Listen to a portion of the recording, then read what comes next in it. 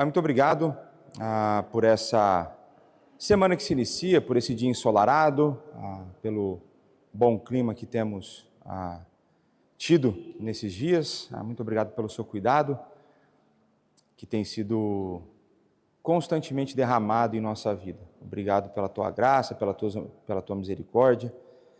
Obrigado pelo teu amor demonstrado na pessoa de Jesus Cristo, nosso Senhor e Salvador. E muito obrigado por esse momento que nós teremos agora. Dá-nos um momento proveitoso de escola bíblica, dá-nos um momento de aprendizado, aprendizado profundo, importante para a maturidade da nossa fé.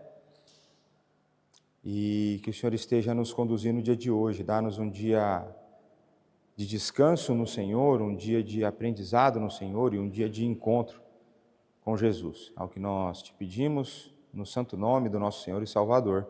Amém. Então, meus irmãos, tem gente aqui, quem daqui está na classe de novos membros? 2. Só que não é todo mundo, certo? Mas nessa reformulação da classe de novos membros, eu acabei por criar algumas aulas adicionais. Então, no método antigo a gente tinha 6 aulas. No método novo nós temos 20. Quase a mesma coisa, certo? Mas a gente dá uma profundidade maior em alguns assuntos a gente não entrava, agora a gente entra. Dessas 20 aulas, 5 foram aulas de história da igreja. Eu entendo que é um assunto importante para a realidade que nós vivemos cá em Portugal, uma vez que a reforma, ela nunca chegou de facto em Portugal. É importante a gente explicar o porquê que a reforma foi necessária, ou porquê que tem que existir uma igreja que é diferente da igreja predominante nessa nação, né? Então a gente teve essas 5 aulas, depois nós entramos numa onda de aulas baseadas nos capítulos da Confissão de Fé, e aí aqueles membros que fizeram um curso de 6 aulas, eles foram expostos a esses capítulos ao longo do ano também. Então não é que eles mataram as aulas, né? Eles só chegaram antes e daí deu certo da gente fazer isso. E essa aula de hoje, ela era para ser dividida em 2 aulas, na verdade. Foram 2 aulas que eu tive que juntar, né? Eu tive que juntar, e eu vou deixar registrado aqui, para a posteridade as pessoas poderem se divertir, por conta do presbítero Roberto, né? Era para ele ter dado uma aula sobre Escritura Sagrada e ele resolveu que ele podia fazer 2, né? E eu falei, mas quem te deu a liberdade de escolher quantas aulas você quer dar do assunto, né? Você tem que dar uma, né? E ele chegou agora e pronto. Aí por conta dele, eu vou dar 2 aulas em uma, certo? Eu que tenho mais dificuldade em fazer a gestão de tempo, terei que fazer isso. Mas eu entendo que dá para fazer essa amarração entre generosidade e missões. E qual que é o motivo da aula conjunta? Por que não os novos membros, os futuros membros ficarem lá em cima e o resto ficar aqui embaixo? Uma das razões é porque eu sou professor, aí teria que pôr alguém para dar aula aqui e o pessoal às vezes não gosta muito de fazer isso, né? Mas tem um outro ponto de que desde a minha chegada, eu tenho tentado transmitir algumas coisas, e dentro desse processo de transmissão de algumas ideias que eu tenho, está aquilo que eu entendo ser a identidade de uma igreja cristã. E eu creio que a gente tem, hoje no nosso meio, uma quantidade de membros que está aqui quase que desde sempre, bem antes de mim. Tem uma quantidade de pessoas que chegou ao longo desse tempo, depois que eu vim. E eu creio que existem alguns assuntos que são importantes, porque eles fazem parte de quem nós somos como igreja. E o que eu vou passar para vocês hoje é só um pouco, porque seriam 2 aulas separadas, generosidade e missões, daquilo que eu entendo como generosidade e a função da generosidade na vida da igreja e a importância de missões dentro da vida da igreja. Eu não acredito que seja possível a existência de uma igreja que não seja generosa e a existência de uma igreja que não invista em missões. Aí você pode falar, não, mas pastor, eu conheço. Não, você conhece então talvez pseudo-igrejas, ou então igrejas extremamente doentes que estão a incidir em graves pecados. Então eu entendo que generosidade e missões, elas são parte de quem a Pedras Vivas deve ser ou já é. Então isso é importante. Generosidade e missões, elas são, não sei se a gente pode chamar de valores, né? Mas a generosidade é uma atitude do coração e missões tem a ver com o nosso envolvimento na missão de Deus. Elas são parte de quem a Igreja Pedras Vivas tem que ser. Se nós como igreja não formos generosos e se nós como igreja não investimos em missões ou não fizermos missões, a gente está muito fora do rumo, a gente está muito fora do trilho, a gente está completamente perdido. E aí a pergunta que fica, né? Como que se amarra a generosidade e missões? Como esses dois assuntos se relacionam? E eu espero conseguir mostrar isso para vocês no final da aula. Então vamos começar a falar um pouco sobre generosidade, né?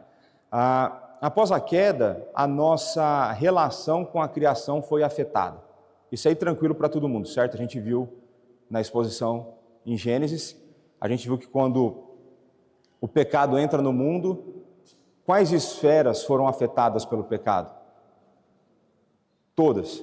Quais tipos de relacionamentos foram afetados pelo pecado?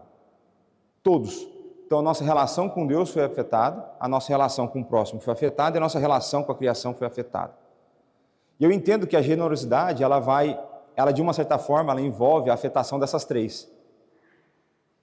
Envolve a afetação da minha relação com Deus, envolve a afetação da minha relação com o próximo e envolve a afetação da minha relação com a criação e a maneira como a gente faz a gestão dessa criação. E porque o nosso coração, ainda que você e eu, nós tenhamos sido libertos da escravidão do pecado, então isso é importante, a gente entender que o pecado fez o ser humano escravo dos seus desejos, mas que quando o Espírito agiu em nosso coração, nos regenerou o nosso coração, nos deu a possibilidade de crer, e nós cremos em Cristo, nós temos então o Espírito a aplicar a obra de Cristo em nossa vida, nós temos essa quebra da escravidão do pecado. Então o pecado, ele não mais te possui, ele não mais é teu dono, ele não manda mais em você. Isso significa que você deixou completamente de pecar? Se alguém falar que sim, ergue a mão, por favor, que eu quero te conhecer. Mas essa ideia de que nós não somos mais escravos, mas o nosso coração ainda é influenciado por ele. E por que o nosso coração ainda é influenciado por ele? Porque o nosso coração ainda deseja coisas erradas. Então Tiago vai falar que é a cobiça que vai dar luz ao pecado, né?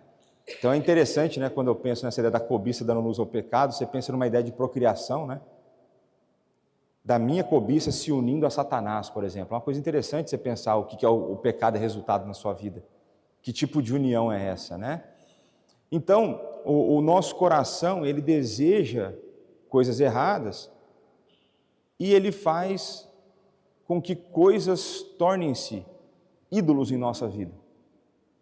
Ou não? Sei tranquilo para todo mundo? E fiquem à vontade para erguer a mão e falar, pastor, estou com uma dúvida, não entendi. Então tá bom. E aí existe um outro problema, e aí eu gosto muito dessa maneira de pensar do Paul Tripp, de que todo problema que nós temos na horizontal, ou seja, na nossa relação com o próximo e com o mundo, tem a ver com um problema que está relacionado com a vertical. Uma vez que a minha relação com Deus está desajustada, isso vai refletir de maneira direta na maneira como me relaciono com pessoas e com o mundo. Então, se você quer resolver todos os problemas da sua vida, você tem que resolver a sua relação com Deus, é isso. E quando resolver, não é somente, entre aspas, aquilo que Cristo fez, é a maneira como você perpetuamente, ou perenemente, ou a partir de agora, você se relaciona com Deus. Essa é a ideia. E aí, por conta disso, como que o nosso coração tem a tendência de buscar satisfação? Mais nas coisas do que nele, ou não? E hoje, engraçado, que esse vai estar muito envolvido com o tema da pregação hoje. E não foi planejado, não foi planeado como sempre, né? Essa ideia de que nós temos a tendência de querer buscar nas coisas aquilo que somente Deus pode dar. E sei que pode parecer clichê, mas é verdade. E tem coisa que vira clichê porque é verdade. Então assim, não, mas isso aí toda a igreja evangélica fala isso. Agora me prova que está errada essa frase. Quantas vezes você não trocou momentos de relacionamento com Jesus por outras coisas? Ou quantas vezes você trocou a paz do seu coração pela perturbação, pela ansiedade, porque desejos seus não foram satisfeitos?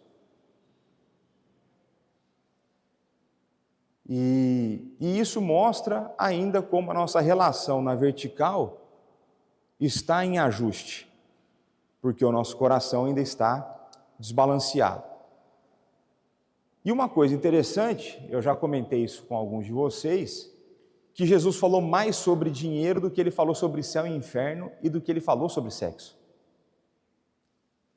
Porque veja, essa aqui já foi dica de interpretação que eu dei para vocês. Quanto mais um assunto aparece, o que isso indica?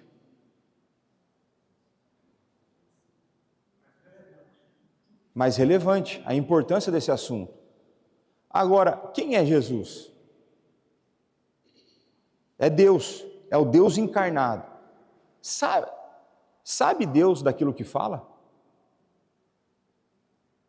Então, se ele falou mais sobre esse assunto, o que isso mostra para nós? Nós temos que ficar atentos.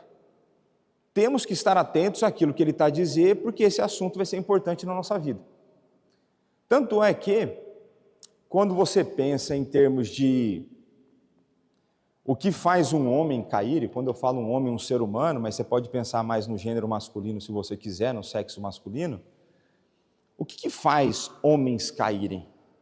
Pense em pastores que caíram, pastores famosos que caíram recentemente, ou grandes empresários, ou políticos. Normalmente são três coisas. Normalmente são uma dessas três: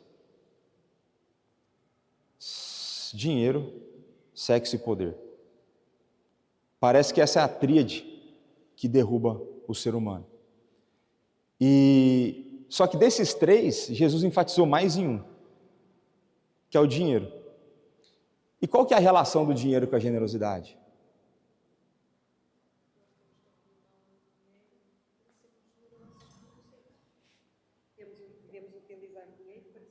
Então, uma das coisas que nós devemos fazer é utilizar o dinheiro para sermos generosos. E aqui a gente vai ver que a generosidade ela pode se manifestar de outras formas, mas hoje eu vou relacionar mais com essa ideia do dinheiro.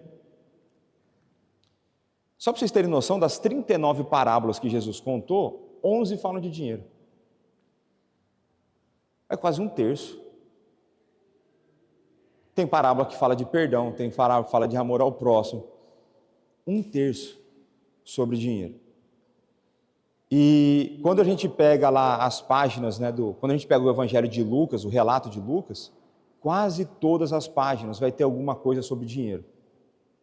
Eu já fiz aqui uma pregação em Mateus 6, de acumular tesouros nos céus e não na terra. Então, dinheiro é um assunto que é importante que nós estejamos atentos. Agora, é possível viver sem dinheiro? Não no tipo de sociedade que a gente vive. Talvez tenha um tipo de sociedade que dê, mas no que a gente vive não dá. O dinheiro é intrinsecamente mal? Também não. Então a gente vai ver que essa ideia do amor ao dinheiro, a maneira como nós nos relacionamos com o dinheiro, que vai ser o problema. E eu acho que uma outra coisa importante para a gente tratar esse assunto de generosidade é por conta do que é chamado aí em algumas literaturas do espírito da nossa época. O que é o espírito da nossa época? É algum assunto que é um tema dominante por quase qualquer canto que você for. E se você for pensar no espírito da nossa época, o espírito da nossa época ele envolve algumas coisas. Entre essas coisas, o individualismo e o amor à matéria, o amor às coisas que o nosso tempo tem. Então, essa busca exagerada por satisfação em ter coisas. Conectando com a última pregação, essa ideia de que uma busca por uma identidade naquilo que você tem. Ou eu estou falando alguma coisa que é muito distante da realidade? Porque na minha época do banco era isso que eu vivia. É mais ter do que ser. Né? Então as pessoas associam o ser com aquilo que elas têm. Então é como se você olhasse para a igreja e você desse o senso de importância para a pessoa conforme o carro que ela tem.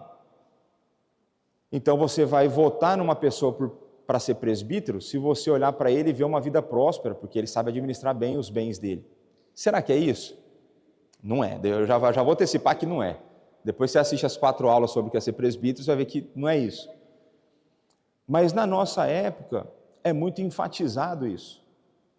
Tanto é que eu sempre me surpreendo, né, a maneira como Deus transformou essa área da minha vida. E por eu ter saído do mercado convencional de trabalho, eu acabo por perder contato. Né, eu quase que vivo numa bolha. E toda vez que eu entro mais em contato com alguém que não crê em Jesus Cristo, eu me espanto o tanto que o ter define. Então, recentemente, tive com um amigo em que acho que não passou um dia que a gente conversou que ele não citasse alguma coisa relacionada a ter, ou a remuneração dele, ou a casa que ele tem, ou a casa que ele quer comprar, E eu olho e eu falo assim, tá, mas e você? Como que você está? Né? Então, o espírito da nossa época nos conduz muito para uma busca exagerada por dinheiro, mas essa busca exagerada por dinheiro, ela não é bem orientada, ela não é bem motivada, porque ela está relacionada com a individualidade. Eu quero ter para mim. E se eu for muito generoso, eu quero compartilhar com uma esposa e com filhos. Se eu for muito generoso. Se eu não for, já não quero ter filho, porque filho custa. Né? E hoje você já tem cálculos que mostram quanto custa um filho ao longo de uma vida. É o que é o espírito da nossa época. Então, vamos lá. Para a gente falar sobre generosidade, a gente tem que falar sobre coração. E quando a gente fala em coração, linguagem bíblica, a gente está falando do quê?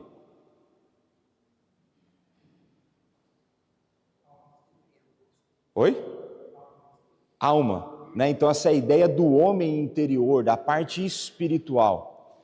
Agora, o que é interessante a gente pensar, a gente foi muito influenciado, nós somos influenciados pela maneira grega de pensar. Então, normalmente, quando nós falamos em pensamento, como que a gente pensa? Ou com que órgão a gente pensaria? Ou que palavra que a gente usa para expressar a origem dos nossos pensamentos? O cérebro. Certo? Tanto é que você quer falar com uma pessoa inteligente, você fala aquele cabeção, ou não é? O cabeção. O cabeção. Por quê? Porque ele é inteligente, então ele tem um grande cérebro. Isso é uma forma grega de pensar.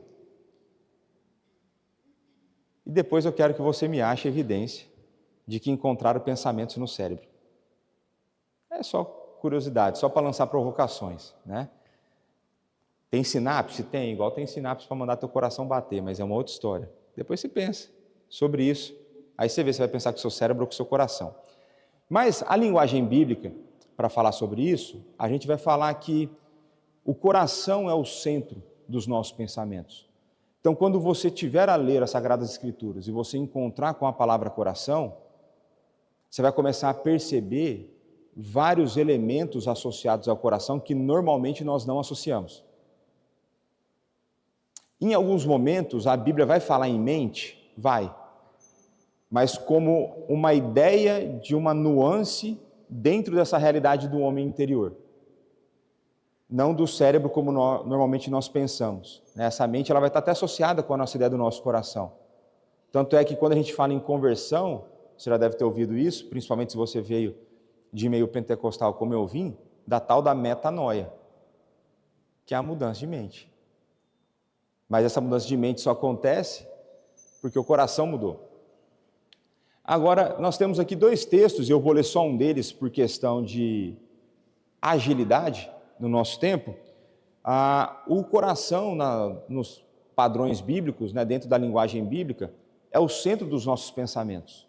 É do nosso coração, e aí o que eu falei no começo? Que o nosso coração, ele deseja errado. Se ele deseja errado, o que significa? Que em vários momentos você vai pensar erradamente, erroneamente, pecaminosamente. Em vários momentos você vai fazer isso. Olha só o que Jesus fala para os fariseus lá, Lucas 5:22. Jesus, porém, conhecendo-lhes os pensamentos, disse-lhes: que arrazoais em vosso coração? Então, o coração, na linguagem bíblica, definida pelo nosso Senhor e Salvador Jesus Cristo, é o centro de todo o nosso pensamento. Tem alguns momentos que você vai me perceber e falar: olha, pensa aí no seu coração, veja o que você vai fazer. Porque é com o coração que a gente pensa. Mas, mais do que isso, a gente está mais acostumado a ligar o coração com sentimentos. E a Bíblia fala dos sentimentos procedendo do coração também. Olha só em Neemias 2:2. O rei me disse: por que está triste o teu rosto, se não estás doente? Tem de ser tristeza do coração. Então temi sobremaneira. Então aquela ideia no começo do livro de Neemias, que ele vai ter interação lá com o rei, ele vai pedir as coisas e tudo mais, vai perguntar como está, olha, minha terra lá está toda destruída e tal. Mas você veja que o coração, então quando a gente pensa em homem interior, quando a gente pensa na alma, o que a alma contribui com o nosso ser, ou se a gente pudesse pensar nessa linguagem, o que a alma nos dá? Ela nos dá os pensamentos e ela nos dá os nossos sentimentos. E aqui vocês vão lembrar de quando eu preguei em Provérbios, que eu falei coração alegre, aformoseia o rosto. Neemias está dando o outro lado da história, que o coração triste também desfigura a face. Então tem dia que você olha para a pessoa e de olhar para ela você sabe que ela não está bem. Por quê? Porque o coração, o sentimento influencia. Então eu acho isso muito legal, a interação do corpo e alma, o como a alma afeta. E é por isso que muitas vezes a gente tem problemas no nosso coração, no sentido da nossa alma, que vão refletir em sintomas físicos. Então você fica ansioso, pode te dar taquicardia, pode te dar dor de cabeça.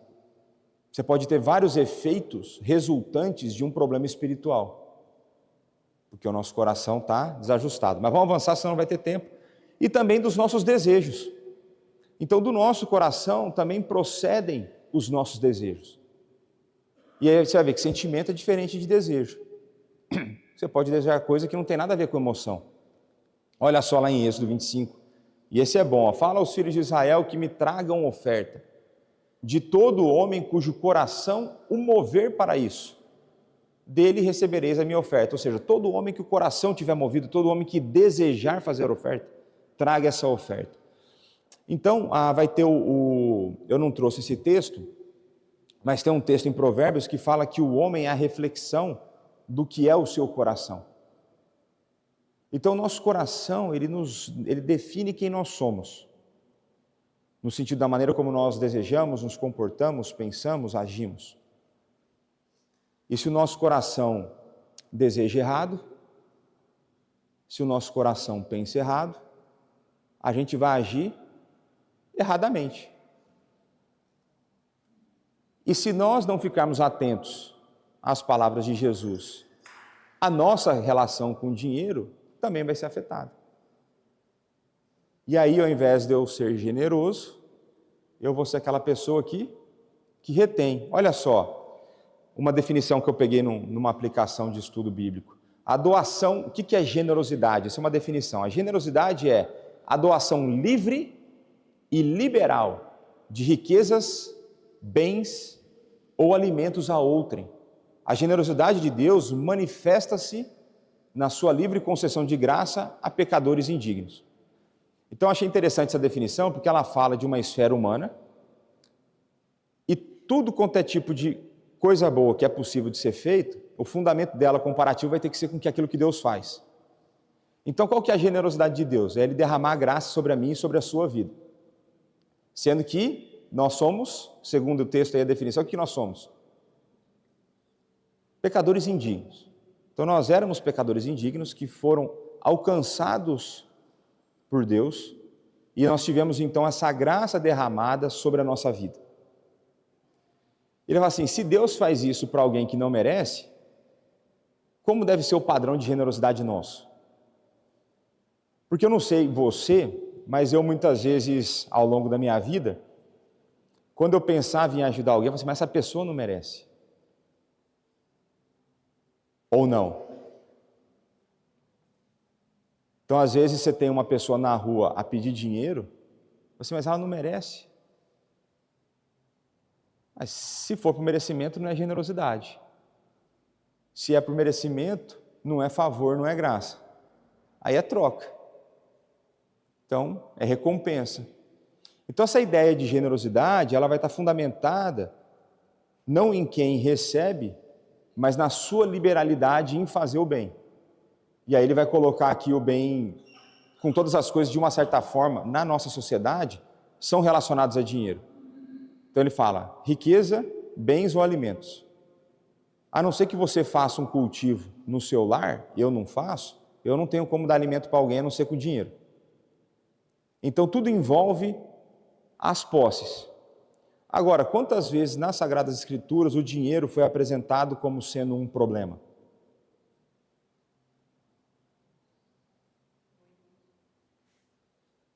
Zero.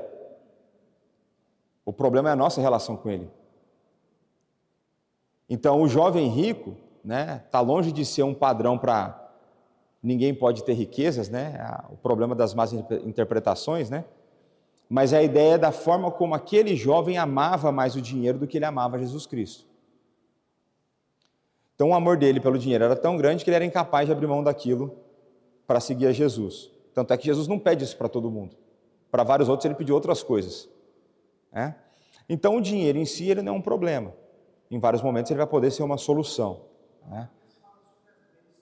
Oi? Isso, vai ser Malaquias, o último profeta ali no Antigo ali. Então, aí quando a gente olha para isso, e a gente, vamos lá, vamos fazer, olha como que é importante a gente ler a Bíblia como um todo. Se dinheiro, se acúmulo de dinheiro é pecado, como que a gente resolve Abraão?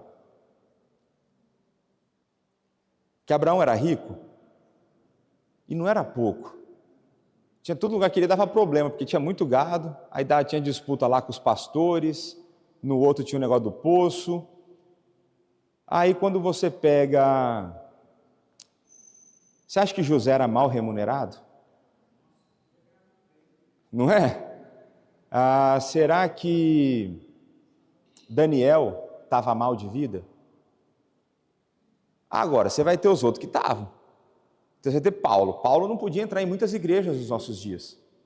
Porque Paulo passou nudez, passou fome, sofreu, foi... Aí a teologia da prosperidade não aplica em Paulo. Então Paulo não pode ir em igreja da teologia da prosperidade, porque ele não seria bem visto lá, ele não poderia pregar lá. Né? Então a gente vai ver que Jó era pobre, mas ele ficou. E depois ele voltou. Isso não é para você que perdeu as coisas e um dia você vai recuperar, não é isso.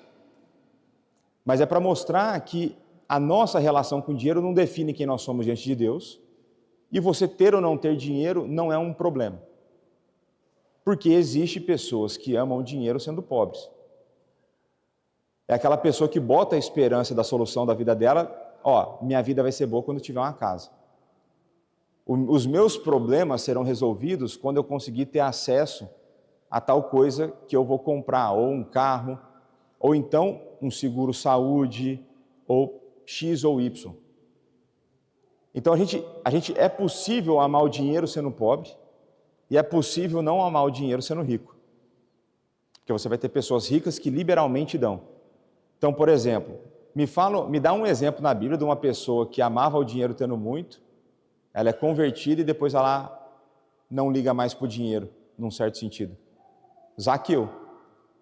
Então, Zaqueu tinha muito, ele tinha tanto que ele falou assim, se eu fiz mal, eu restituo sei lá quantas vezes.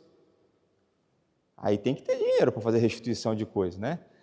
Então, a ideia é de que nós, pelo fato de nós sermos crentes, nós precisamos ser generosos, porque o nosso amor reside, ou tem como alvo o nosso Senhor e não as coisas que o nosso Senhor nos deu. Então tem aquelas frases que de vez em quando eu falo, e eu dou sempre o crédito, né, as frases do Hernandes, é de que ele vai falar que o dinheiro é um ótimo servo, mas é um péssimo senhor. Então quando o dinheiro te serve, é ok. Quando você serve o dinheiro, é um problema na sua vida. Porque se ele não é Deus, ele vai estar usurpando o lugar de Deus, ele vai estar agindo sobre uma influência do Satanás, enfim. Mas vamos avançar aqui, senão não falo de missões. Olha só Provérbios 21, 26. O cobiçoso cobiça todo o dia. E o justo, o que o texto fala? O justo dá e nada retém. E quando eu li esse texto, eu falei, rapaz, o justo dá e nada retém. Então você vê que a ideia de liberalidade, quando você vai fazer, quando você vai dar, quando você vai administrar o que você tem. Então, é importante a gente ter claro de que, mesmo quando a gente não tem muito, vai ter hora que vai ser pecado a gente não ajudar os outros. Então pensa o seguinte, se você tem uma reserva, ela não é grande, é uma reserva pequena de dinheiro, e você vê um irmão seu a passar necessidade, e você pensar o seguinte, veja, isso aqui é a minha reforma, eu não posso tirar da minha reforma para dar para o meu irmão, e o seu irmão continua em necessidade, você dá um tapinha nas costas dele e fala assim, vou orar por você. O nome disso, segundo a Bíblia, é pecado. Que é Tiago vai falar, se o irmão vem passando fome e frio, você não dá comida, não dá coberta, e você fala, vai embora e se aquece e sacia-te. Não, isso é pecado. Então, quando a gente começa a pensar na maneira como a nossa relação com o próximo tem que ser, a maneira como nós devemos amar o próximo, isso influencia a maneira como a gente vai administrar o nosso dinheiro. E eu dei esse exemplo de uma pessoa passar necessidade na igreja, mas poderia ser, aqui em Portugal já é mais difícil isso, mas no Brasil você poderia ter um irmão precisar fazer um exame, uma análise, em que ele não tem o dinheiro para pagar e a fila está quilométrica lá no sistema de saúde público. E é uma condição importante, se você tem o dinheiro e você não ajuda, esquece. Você pode até emprestar o dinheiro, mas você deveria dar o dinheiro para a pessoa fazer isso. Então você começa a pensar nas interações, e uma coisa importante, quem aqui veio de origem pentecostal como eu vim? Quem é o dono da prata e do ouro? Quem é? É Deus, certo? Mas normalmente eles usam isso para fazer a teologia errada, mas Deus é o dono da prata e do ouro. O que isso significa? Significa que quem distribui? É Ele que distribui, se Ele é o dono. Então se você ganhar muito, se você ganhar pouco, o mérito não é seu, é na distribuição do gestor. É Deus gerindo tudo. Agora pergunta, por que será que Ele dá mais para uns do que para outros?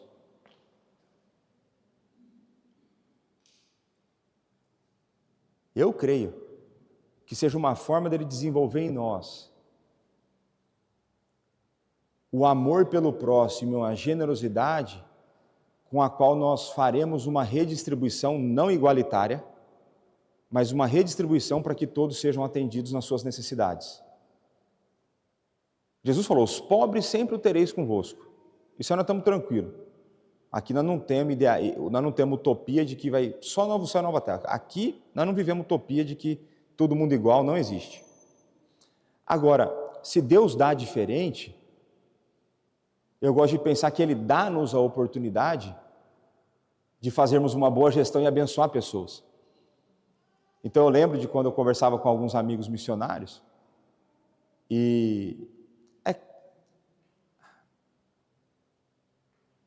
me entendam, é porque eu vou dar o exemplo que eu conheço e não é para falar bem de mim, apesar de que eu falarei, né? Que é uma coisa ruim de ser feita, só de vez em quando que deve acontecer isso. Mas eu lembro de um amigo meu que eu fui fazer uma oferta para missões dele, ele falou assim, Léo, mas você também está nessa? Eu falei, deixa Deus distribuir, deixa Deus gerenciar, Ele me deu isso aqui, eu estou com inclinação no meu coração de fazer, depois nós vemos o que acontece. Mas eu estou entendendo que agora você está necessitado e eu tenho sobrando. E pronto, está resolvido. Então existe a forma, e aí o meu argumento sempre é, o dono, a fonte é a mesma, que é Deus. A maneira como Ele distribui é diferente e Ele dá para nós a oportunidade de nós exercermos o nosso amor bíblico para fazer essa distribuição. Iago?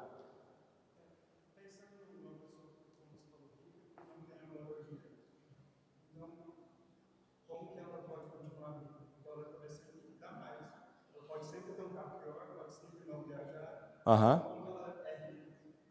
Como que ela continua rica?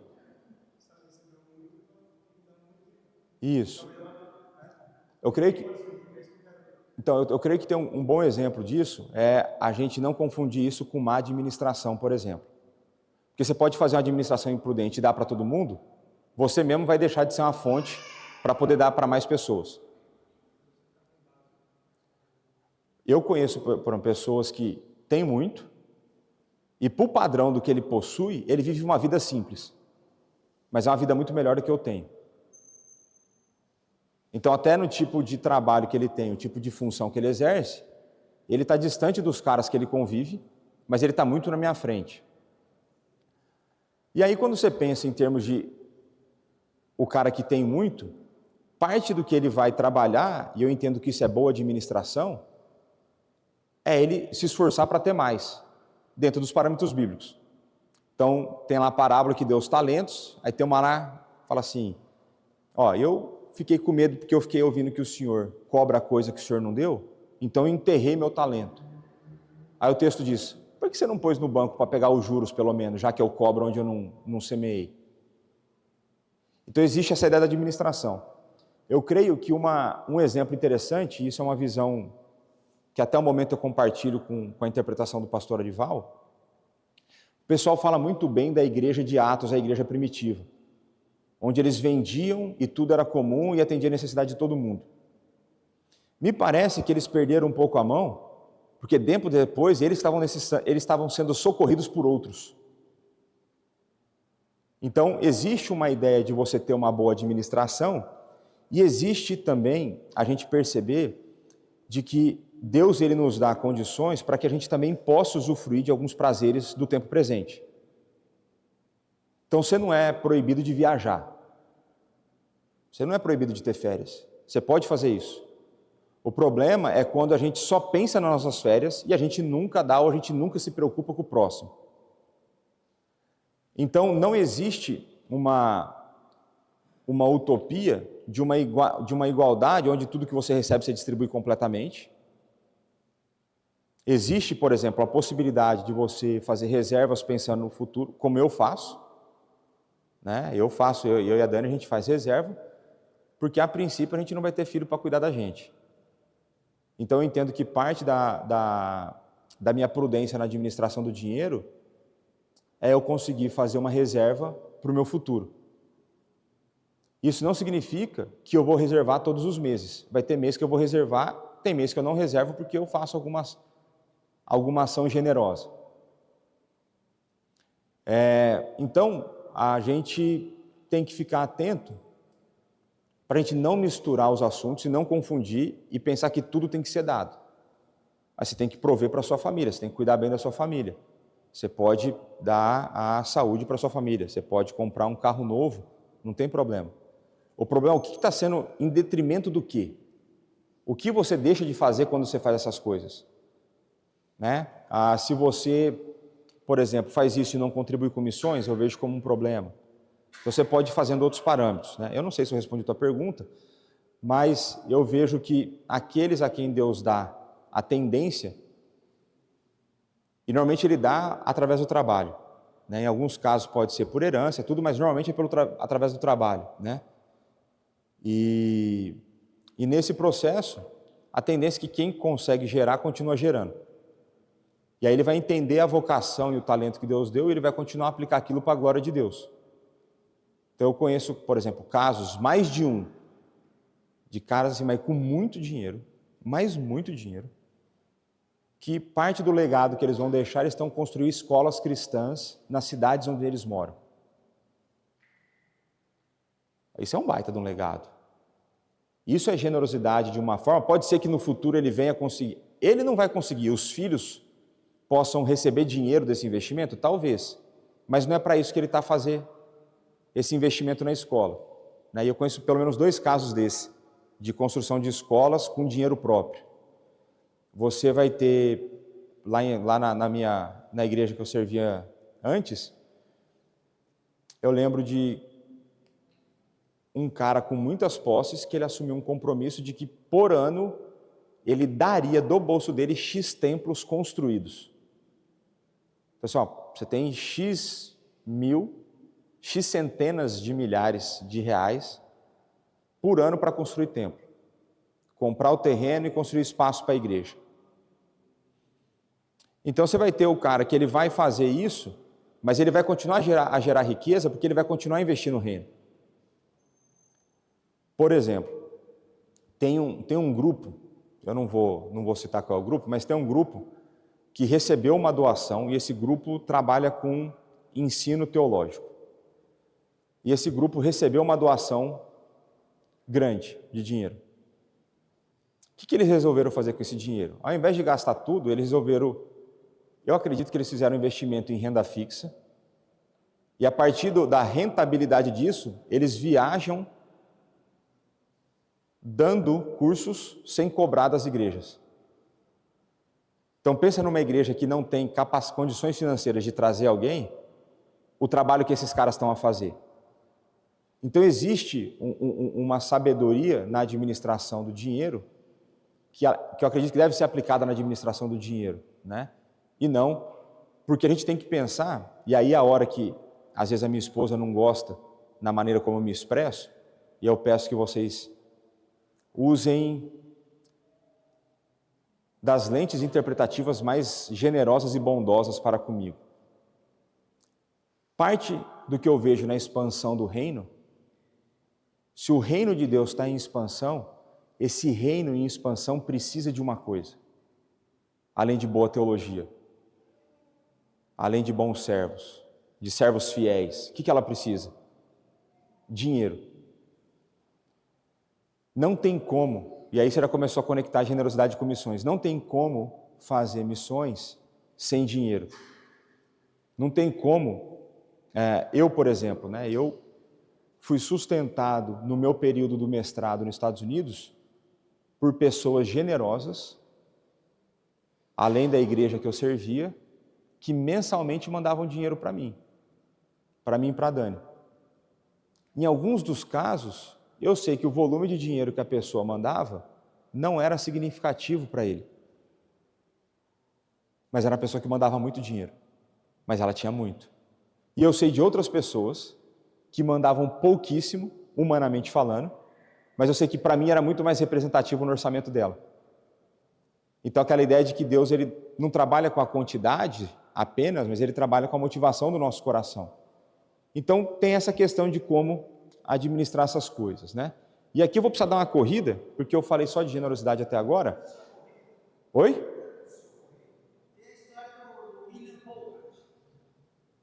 Eu não lembro dessa história.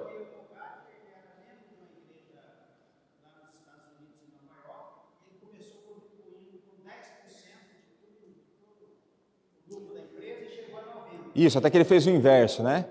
Então tem outros caras que já fizeram isso, né? Eu vou falar um pouco do que eu acho que talvez seja importante esse tipo de postura, mas é a ideia da gente entender que o dinheiro ele vai ser um servo nosso, né?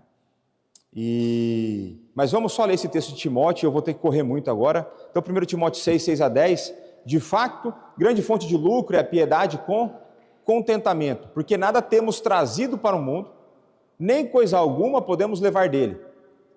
Tendo sustento e com que nos vestir, estejamos contentes. Ora, os que querem ficar ricos caem em tentação e cilada em muitas concupiscências insensatas e perniciosas, as quais afogam homens na ruína e perdição.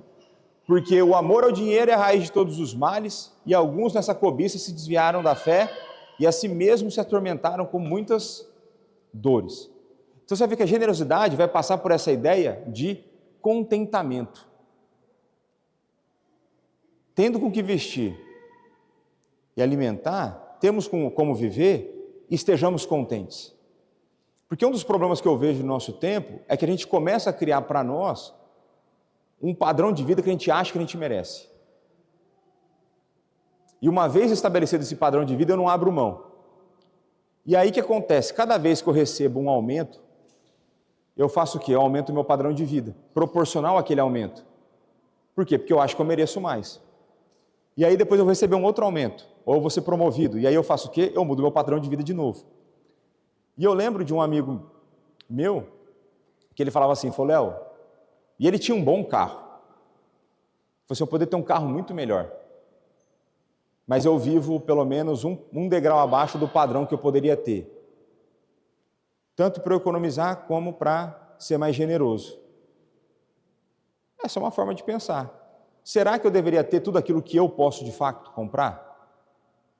Será que eu preciso ter o carro que cabe exatamente no meu bolso? Ou eu posso ter o carro um pouco antes? Será que quando eu vou comprar a casa, tem que ser a casa que cabe exatamente no meu orçamento? Ou eu posso comprar uma pouco menor e ser mais generoso?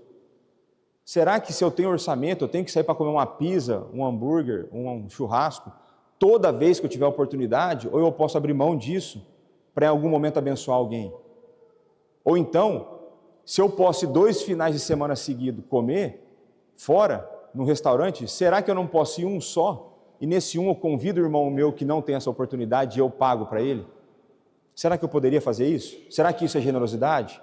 Será que você contribuir com que um irmão seu tenha alguns prazeres nessa vida é demonstração de amor? Eu acho que sim. Eu acho que sim. Então, o contentamento vai passar como um pedaço muito importante da nossa generosidade, né? E você vê que o texto de Timóteo, eu dou uma aula só nesse texto de mais de 1 hora, só no texto de Timóteo, até que eu vou passar muito por cima. Mas essa ideia de que quanto mais a gente ama o dinheiro, mais a gente se arrisca por ele. Porque o ídolo, se você ama o dinheiro, ele se torna um ídolo, ídolo demanda devoção. E devoção é a sua vida toda. E aí era o que era a minha vida. Teve época que eu trabalhava na média, dividindo 7 dias por semana, 12 horas por dia, na média. Teve época que eu trabalhava mais do que isso. Por quê? Porque era o ídolo que eu tinha, era aquilo que eu queria eu queria as coisas que o dinheiro podia me trazer. Amaro.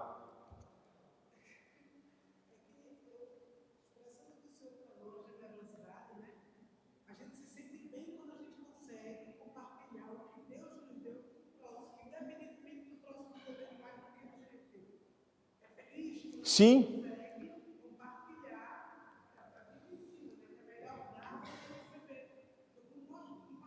Sim.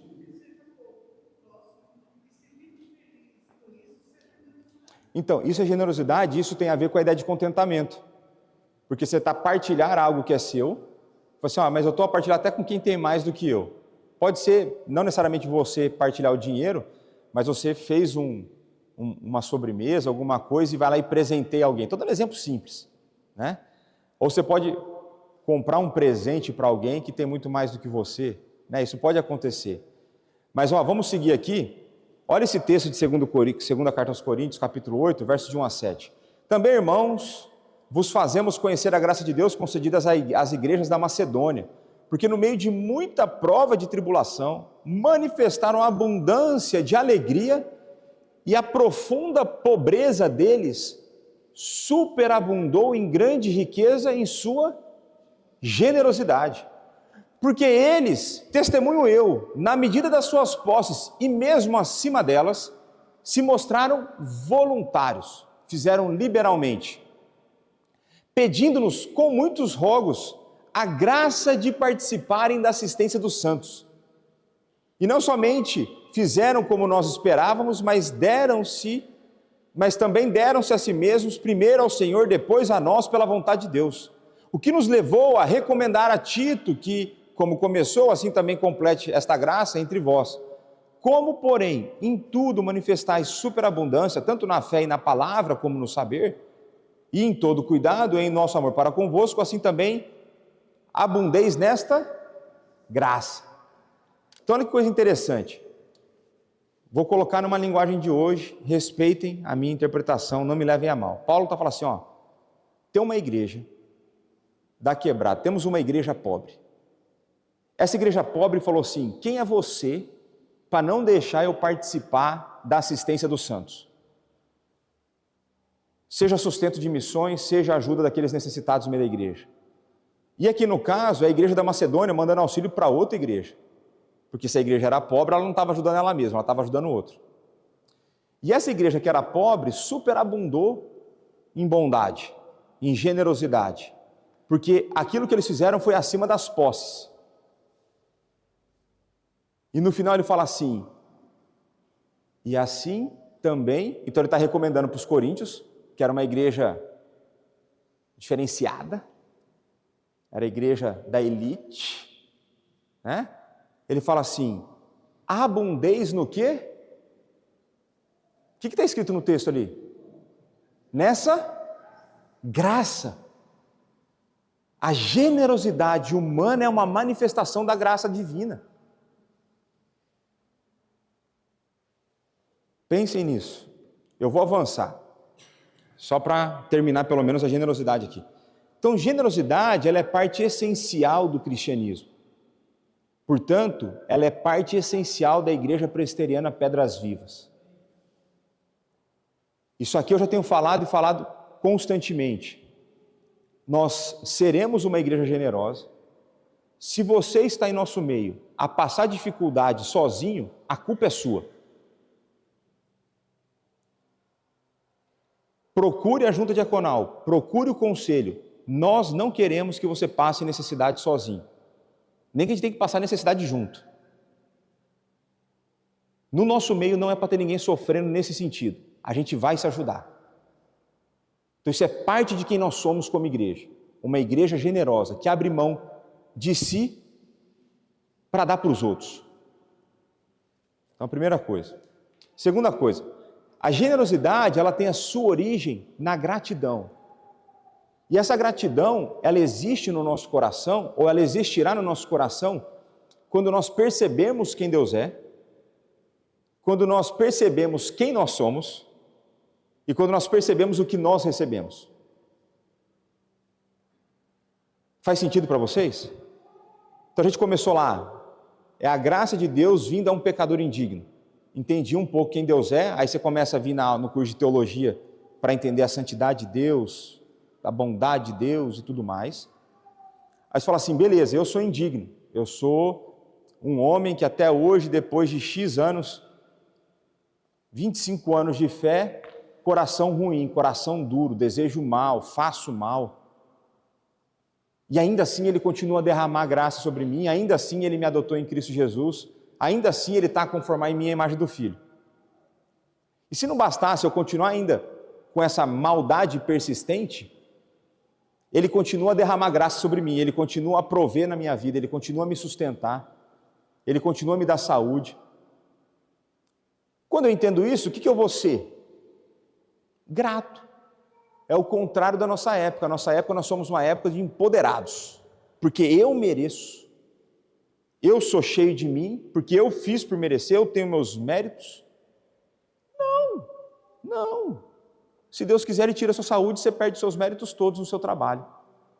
Se Ele quiser, Ele te tira o teu emprego e dá para alguém mais capacitado que você, que tem vários. Assim como tem vários para estar mais capacitados do que eu para estar aqui. Então, quando eu entendo essa dinâmica, o meu coração vai ser grato por aquilo que Deus me dá e por aquilo que Ele faz na minha vida. E se eu for grato, e eu perceber isso, não, eu tenho que abençoar os outros. Eu tenho que abençoar porque eu tenho recebido. Eu tenho que abençoar porque eu tenho mais do que eu preciso. Então a generosidade vai entrar nisso aí. Só que generosidade, ela não é natural. A generosidade parece que ela é contra a inclinação do nosso coração. Existem pessoas que são mais inclinadas para a generosidade, mas normalmente não é o padrão. E aí a gente tem que ser intencional na prática. É aquele mês que você vai fazer a conta, está apertado, você fala assim, agora esse mês eu mato. Eu lembro que em alguns momentos eu recebi um dinheirinho extra depois da minha saída do banco. Eu falei assim, esse mês eu vou comprar alguma coisa para mim. Será que é isso? Será que é para isso que Deus está me dando esse dinheiro extra? Eu preciso matar isso aqui. E aí tem um pastor que eu não gosto muito da teologia dele, mas nesse assunto ele foi muito bem, em que ele escreveu um livro e esse livro deu muito mais dinheiro do que ele esperava. Mas muito mais dinheiro. E ele virou para a esposa dele e falou assim, olha, não é possível que esse tanto de dinheiro é para nós. Não tem como, é muito dinheiro. E esse casal, esse pastor com a sua esposa já tinha feito um acordo, quando eles casaram, que parte da luta deles contra o amor e dinheiro é que anualmente eles aumentariam 1% no dízimo. Então, o primeiro ano de casado eles davam 10, segundo 11, terceiro 12 e assim por diante. E aí quando veio esse montante de dinheiro, ele olhou e falou, não pode ser. Vamos ter que fazer outra coisa. E aí o que ele fez? Parte do que ele fez eu não concordo, mas muitas pessoas vão achar isso interessante, que ele devolveu aquilo que a igreja tinha pagado para ele mensalmente. Então o ordenado dele, ele fez a conta dos 20 anos de ministério e devolveu para a igreja. E eu não gosto dessa ideia.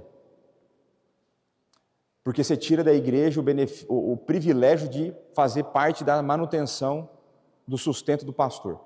Isso é um privilégio para a igreja. Eu acho que ele poderia ter doado de outras formas. Não como, não precisa mais me pagar. Acho que a igreja ela tem que ter sempre atento isso na sua vida, de que os homens de Deus, aqueles que vivem do evangelho, do ministério, eles têm necessidades. E o pastor é um alerta, apenas um alerta, de vários outros que estão espalhados ao redor do mundo que precisam da nossa assistência. Que é o que a gente tem buscado fazer aqui. Mas resumindo, esse camarada aí foi chegar na conclusão do exemplo que o seu Geraldo trouxe. Ele começou a viver com 10% e a doar 90%. Então o livro deu muito certo. E ele falou assim, não saímos da nossa casa e não troquei meu carro velho. Porque eu resolvi matar o amor pelo dinheiro na minha vida. Então isso vai ser intencional, Vou dar um exemplo aqui, Homem vai ter uma tendência com carro, tudo mais, mas vocês, mulheres, vocês não são centopeias. Vocês não precisam de 150 pares de sapato. Não precisa.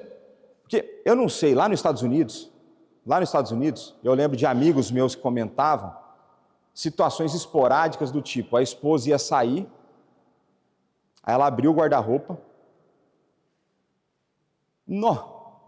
estou sem roupa para sair hoje. Aí esse amigo meu lá, então preciso de correção na vista, porque eu estou vendo um monte de coisa pendurada no cabide. Será que a gente precisa do tanto de roupa que a gente tem?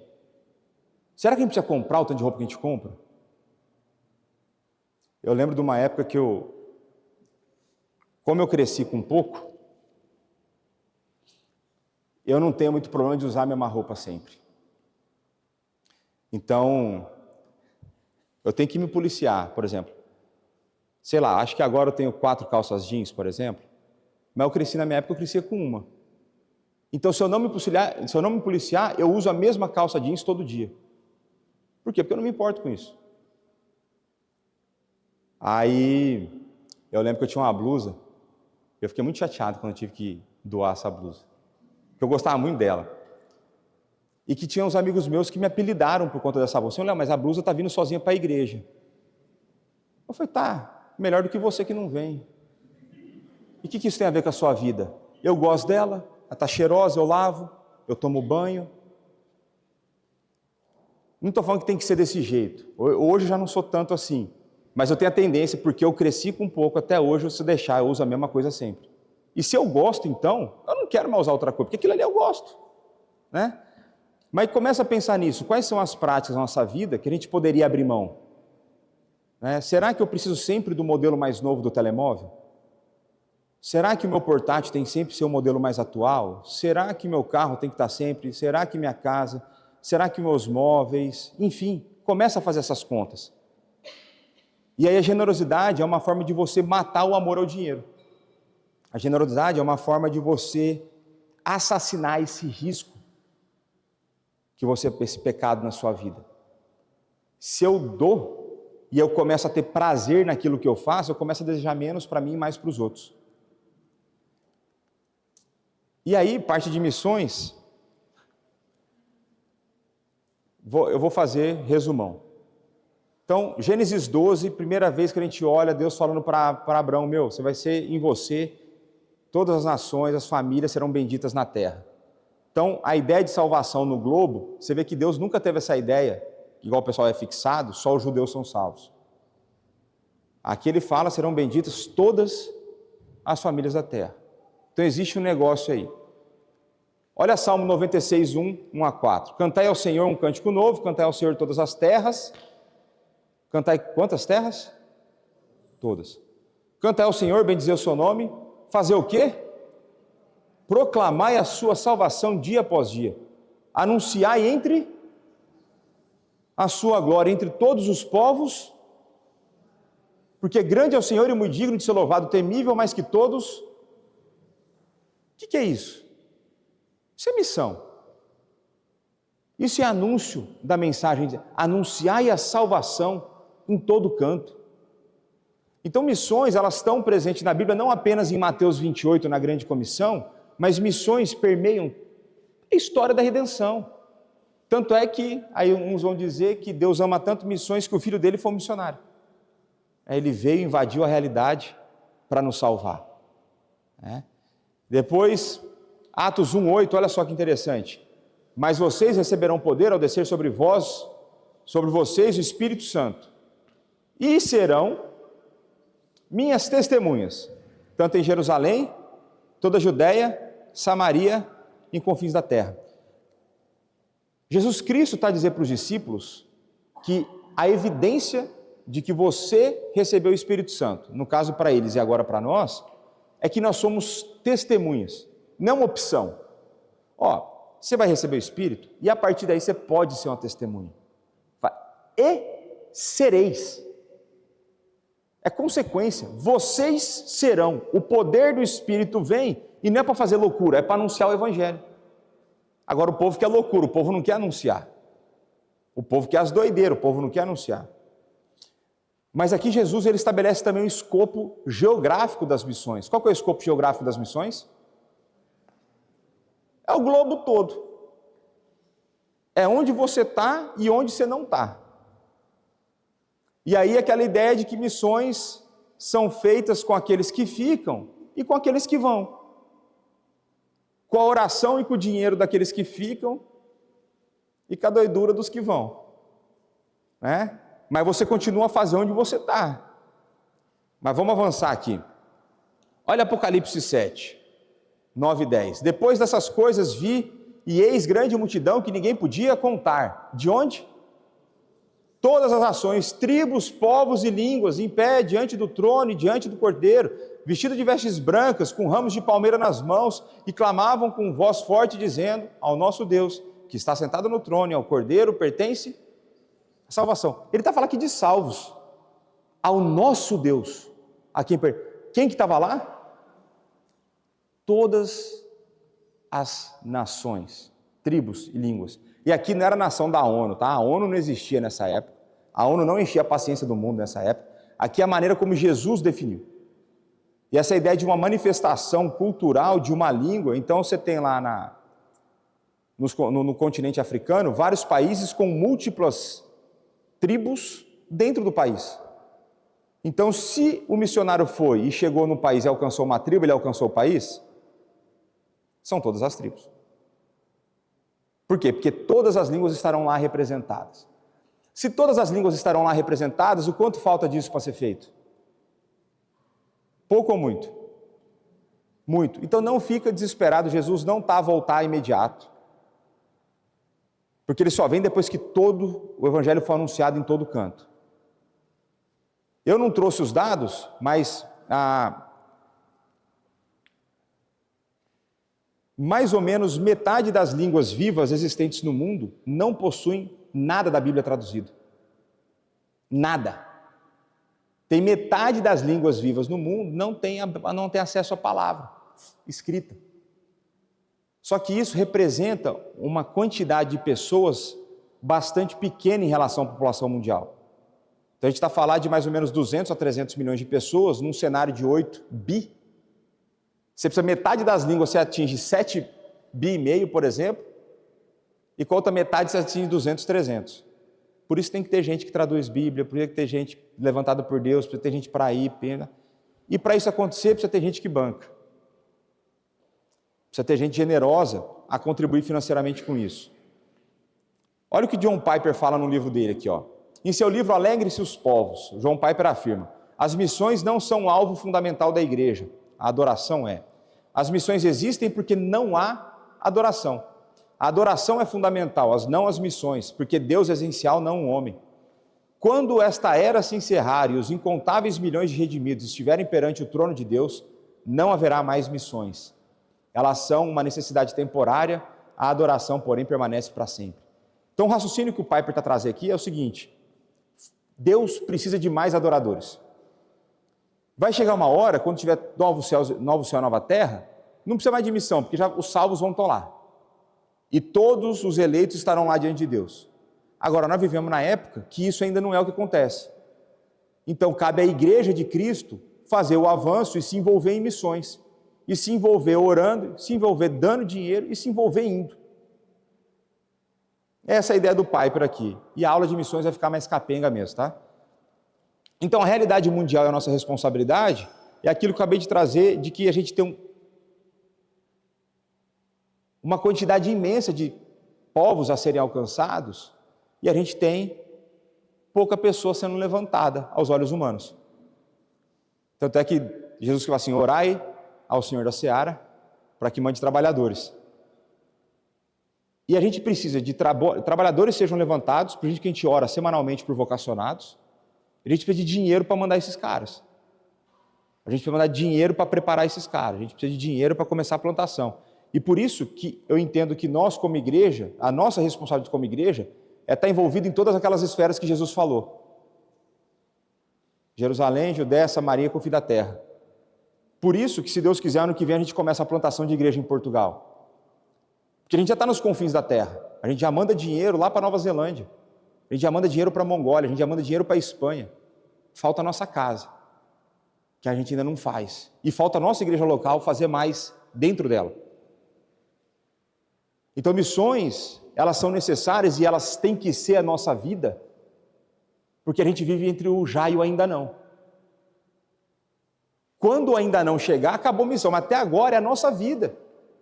É aquilo que a gente trabalha para ter dinheiro para viver e para investir em missões. Quando a gente começar a perceber essa realidade, a maneira como a gente administra o dinheiro e como a gente injeta dinheiro no reino vai ser diferente. A gente vai começar a viver uma vida que Calvino vai chamar de uma vida frugal, com o básico, para injetar mais dinheiro, para a gente mandar mais gente. Pensou que maravilha seria se a gente pudesse trazer 3, 4 pastores para o próximo ano? E começar 3, 4 projetos de plantação no próximo ano? Pensa que em Portugal todo nós temos só 18 frentes de trabalho da nossa denominação, é pouquíssimo, é nada. Tem gente que tem que viajar 1 hora para vir cultuar conosco. Eu fico feliz que eles estão aqui, muito. Mas não seria uma bênção para a cidade deles se tivesse uma lá? A gente está muito para trás, a gente está muito atrasado. A gente precisa ter isso no nosso coração. Nós precisamos desejar, nós precisamos orar por isso. Aí vai ter gente mudando de emprego, vai ter gente sendo promovida e vai ter gente pondo dinheiro. E aqui uma reflexão, não poderia deixar de ter uma reflexão do nosso amigo Paul Tripp, né? Olha essa frase dele aqui. Nossa perspectiva da vida é muitas vezes tragicamente ímpia. Perdemos a única coisa que vale a pena ser vista, a glória de Deus sempre presente. Quando isso acontece, nossas vidas não são construídas nos alicerces da glória de Deus,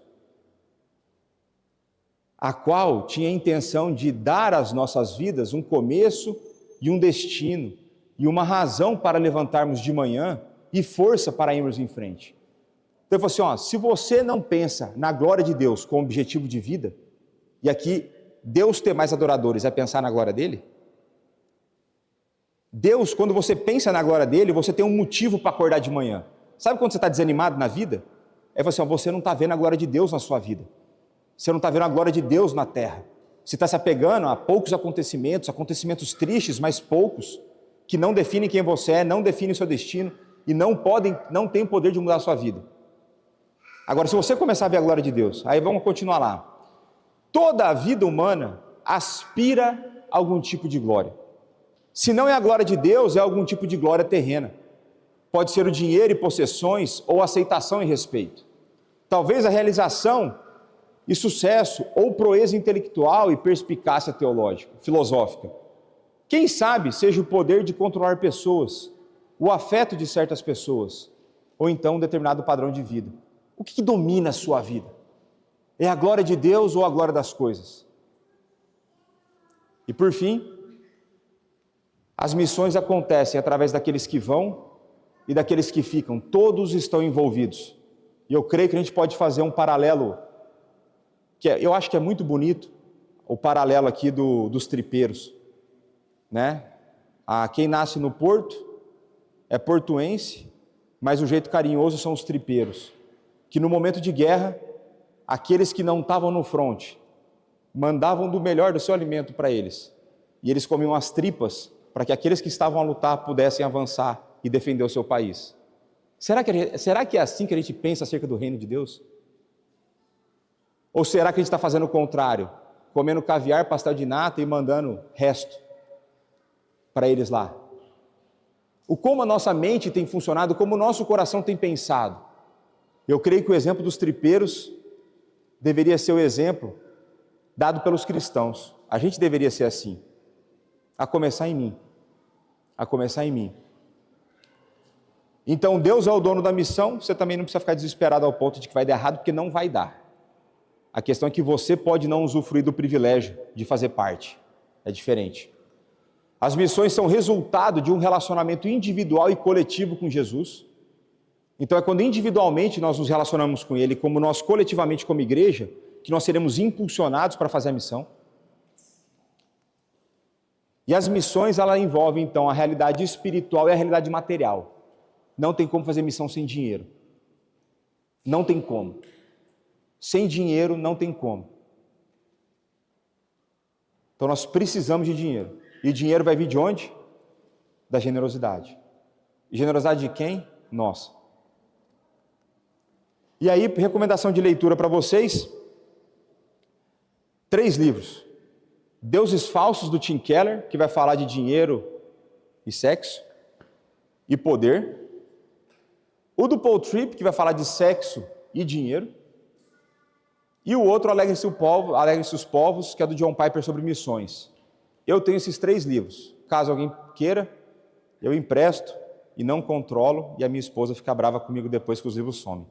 Mas, recomendação de leitura, isso aqui pode ser muito abençoador para a sua vida. E vamos orar para a gente ir para o pequeno almoço e para o pessoal dos cânticos não me matar, que eles terão menos tempo para ensaiar hoje. Pai, muito obrigado por mais esse momento que o Senhor nos deu de aprendizado. Dá-nos um coração cada vez mais generoso, dá-nos um coração cada vez mais consciente e desejoso da sua glória, dá-nos um coração que deseja ver o teu reino cada vez mais em expansão e a sua glória cada vez mais a brilhar o mundo e cada vez mais pessoas a te adorar e a se prostrar diante do Senhor.